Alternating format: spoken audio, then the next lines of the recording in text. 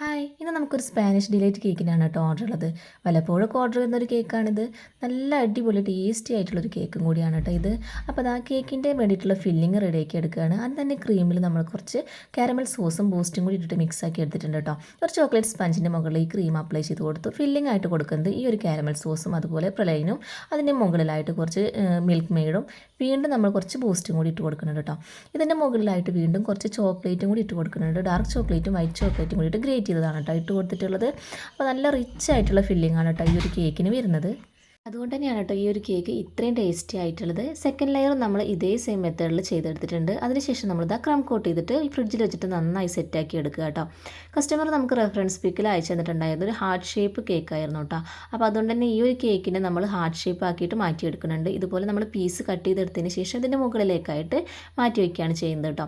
അപ്പോൾ നമ്മളിത് കട്ട് ചെയ്തതിന് ശേഷം ഈ ഒരു കേക്ക് ബേസിൽ നിന്ന് കുറച്ച് താഴത്തോട്ട് ഇറക്കി വെച്ചിട്ടുണ്ട്. അതിന് ശേഷമാണ് കേട്ടോ നമ്മൾ കട്ട് ചെയ്തിട്ടുള്ള ഈ ഒരു പീസൊക്കെ വെച്ച് കൊടുക്കുന്നത്. ഇനി നമുക്കിതൊന്ന് ഫൈനൽ കോട്ടും കൂടി ചെയ്തെടുക്കുക കേട്ടോ.